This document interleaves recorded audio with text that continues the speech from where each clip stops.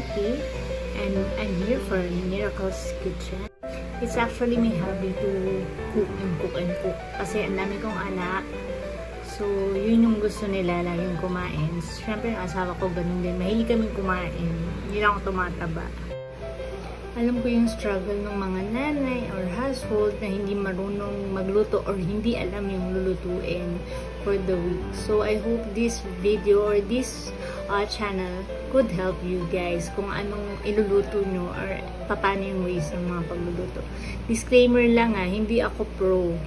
Pero yun nga, mahilig ako magluto. So, I documented everything. So, come on guys, let's start cooking. Today, we're going to cook baked salmon. So let's go. For the ingredients, we need 1 kilo of salmon fillet, 1 cup of calamansi juice. You can also use lemon juice, 1 cup of evaporated milk, 1 box of quick melt cheese,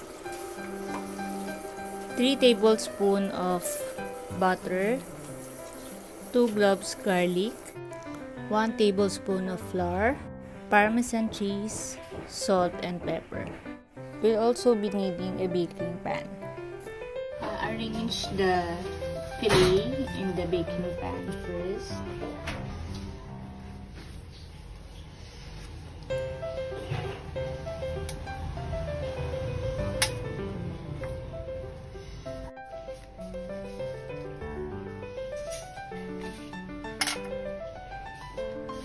We will put salt,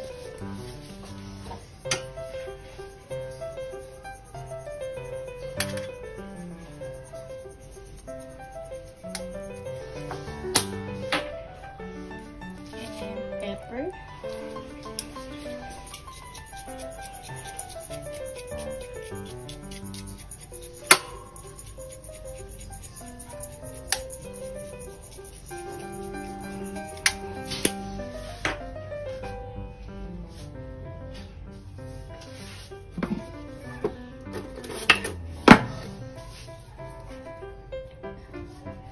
then we will add calamansi juice.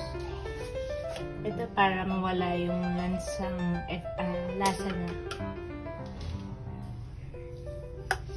I use calamansi than lemon juice.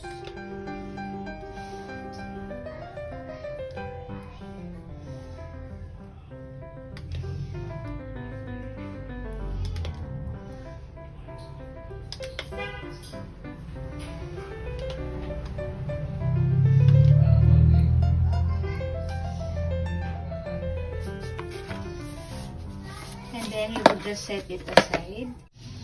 Let's make the cheese toppings. First, let's heat the pan.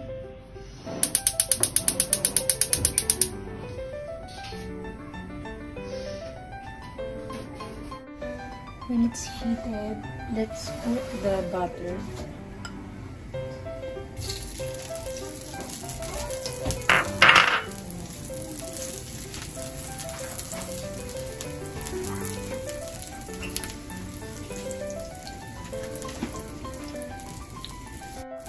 When the butter is melted, let's put the garlic.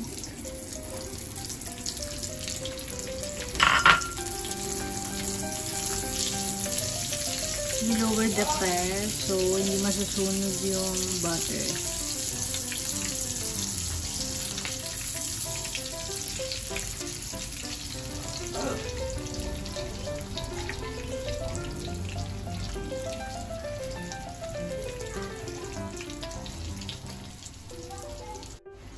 Let's put on the flour.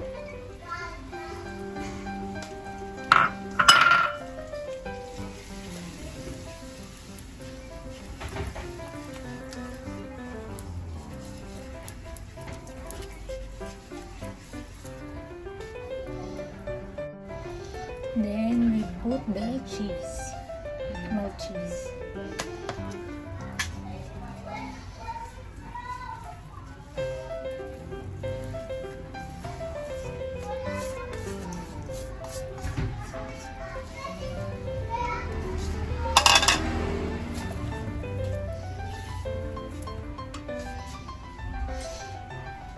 You can now add the evaporated milk.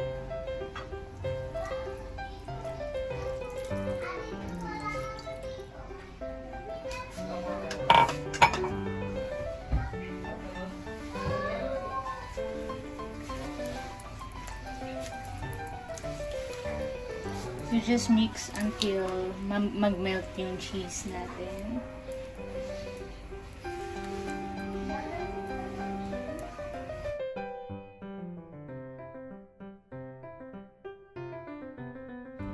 We'll put salt.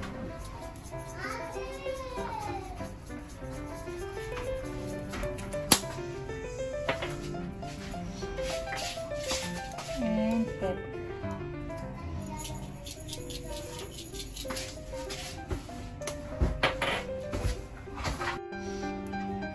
Kapag na-reach mo na yung ganitong consistency, okay na siya. And then, we'll put the cheese mixture sa ibabaw ng salmon. Pinreheat ko na rin yung oven at 180 degrees Fahrenheit. I-preheat na siya for at least 5 minutes.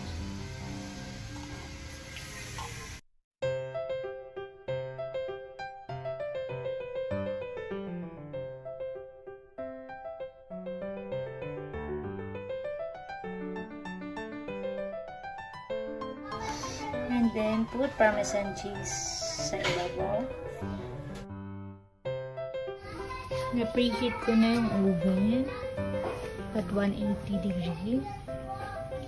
So, ita-timer lang natin siya ng 20 minutes.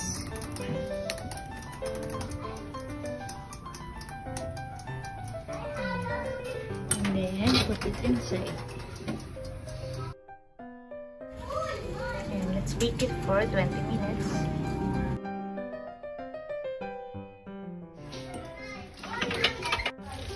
It's almost done.